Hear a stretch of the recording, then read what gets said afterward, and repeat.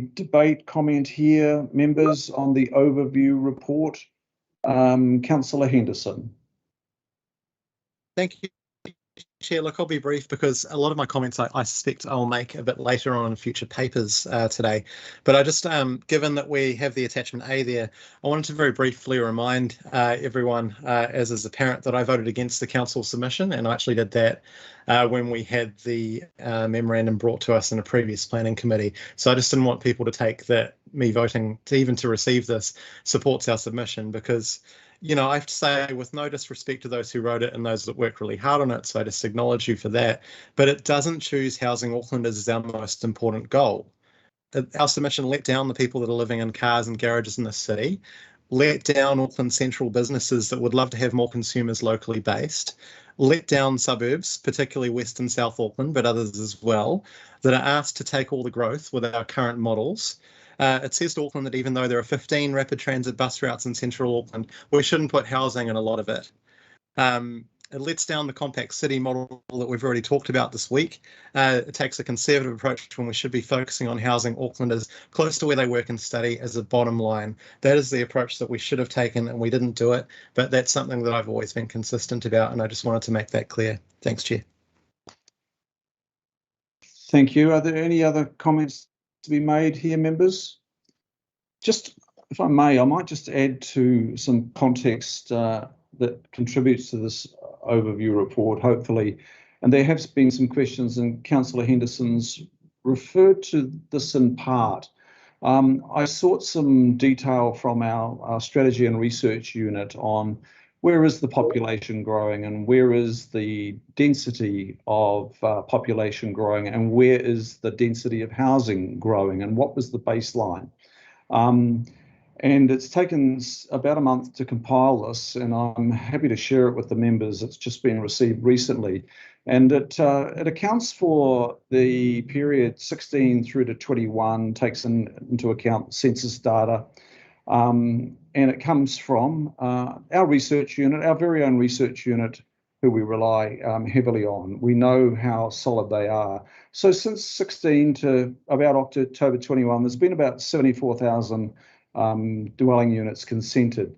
And the highest number of consents are in Upper Harbour at 6271, Bays Hibiscus at 5818, and Papakura at 5720. They're the top three. The greatest population growth in that time has been Papakura, plus 24.2, Rodney, plus 21.4, and Upper Harbour, plus 13.4. That's the top three. Then we go to the population density. Where's the highest amount of population density currently or over those 3 years? It's city centre, Otahuhu, Papatoetoe, and Manurewa. And then the highest increases in dwelling density in that period are Silverdale, Long Bay, Takapuna, Hobsonville, Northcote, Kingsland, Morningside, Three Kings, Oranga, Takanini, and all up 17 hotspots of density growth. So that gives you, this is actually just the facts. That's all I can give you here. It's just the facts. And we've received quite a bit of criticism that the isthmus has been let off the hook. Well, not according to the research data. Oranga's in there, for example, and Morningside and Kingslanders. We've also, it's been suggested that the proximity to the city centre is very important, and so those inner suburbs should take greater density.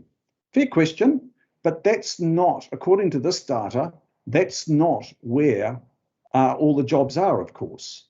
And proximity to city centre jobs is important, but it overlooks 57% of the jobs in Auckland are in 9 other anchor centres, and they are airport and surrounds, fast-growing, Albany North Harbour, East Tamaki Botany, Takapuna, including Snails Farm and Hospital, Rosebank Peninsula, and there's about another 4 as well.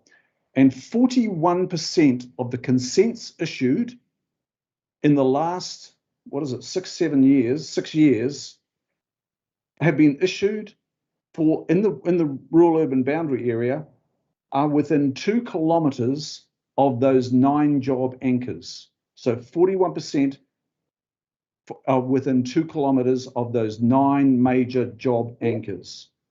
So look, there's a bit more here, and I'll make sure that this does come to members, because it is quite revealing as to, what the facts are, what the evidence is. And we're beginning to get to a stage where whatever we put into a plan change has to be strongly evidence-based. Otherwise, we will lose it when we come to being tested through a hearing and being heard by the commissioners and counter evidence. So that's a question that will be faced in a later paper, but they are the bare bone facts, and I'm happy to share those with the members.